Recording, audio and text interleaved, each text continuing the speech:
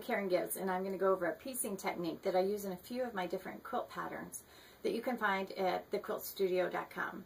I use it in the bookworm quilt, the special delivery quilt, and the blocks and borders quilt. The bookworm quilt is pictured right here. This one is made up of signature blocks, actually, with the borders pieced at the same time as the blocks are pieced. If you look, there's a lot of blank spaces here for little hands to sign. Their penmanship's not so great at the beginning, so it gives them nice big spaces. And the bookworm's in the center. It depicts my favorite time of year, actually, back to school. September, yay, all the kids are back in school. So it's a fabulous teacher gift. Special delivery is actually the same concept, but it is a stork with the signature blocks all the way around it. And that's for a baby shower. You can make it all together and put advice for the mother-to-be in all the blocks and have it all signed. It's a special baby quilt. The blocks and borders quilt, I have two examples right here. The first one here is actually our picnic blankie. And if you look here, instead of doing the plain blocks as I did in there, I did the plaids. I did 3 different plaids. And I surrounded by vegetables and fruit, kind of like a power suggestion for the kids. And it gives it a nice dynamic feel, very busy, and no grass stains going to show at all. So we use this as, like I said, our picnic blanket or to go to concerts or something like that. Also in the blocks and borders pattern, I have this one featured, and it's got a center panel in it. It's by EBI Fabrics, designed by Katja Hoffman.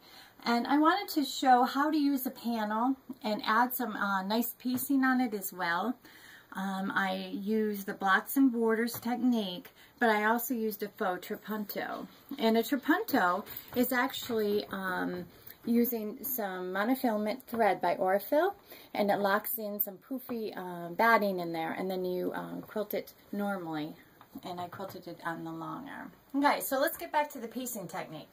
We're going to start with 5-inch squares, and you can purchase these at your quilt shops. You can grab a packet of them. We all have them because they come usually assorted with all our favorites in there. And what you're going to do is flip them over, and on the reverse side, you're going to draw a diagonal line right here from one corner to the next. And then I want you to add yet another diagonal line, which is a 1/4 inch away from the first diagonal line. This is to make like a typical half square triangle, or to make what we refer to as a snowball block. So mark them all up. Go sit in front of your favorite TV program and mark your lines. And then take them back and put them on top of the bigger blocks that I have you cut. And I just, on this one, just have you put them on the 2 corners. But notice the diagonal line is here. The second line is on the inside, or towards the corner a little bit. And same on this side as well. So the diagonal line is matched up right here, and the other one is in towards the corner.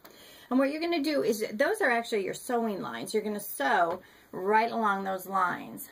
And you're going to want to change your thread or your stitch length to a smaller stitch length, because when you cut it apart, it's going to be an 1/8 inch seam, so you want it to hold together. And so you're going to use your rotary cutter and line it up 1/8 of an inch away from the first line. Rotary cut it across. Obviously, I've pre-cut these. But what this gives us is it gives a bigger block, and it gives the smaller half square triangle blocks that are used in the border. So you end up with a whole bunch of smaller half square triangle blocks that you get to use in the border. You can use them as a pinwheel, you can use them as flying geese, or in this one I just set it up in a nice straight set there. So you make your blocks and your borders at the same time, which is a really fast way to piece a quilt, especially if you want to get something done for a baby shower, for a teacher gift, or, you know, to decorate a panel for the holidays or something like that.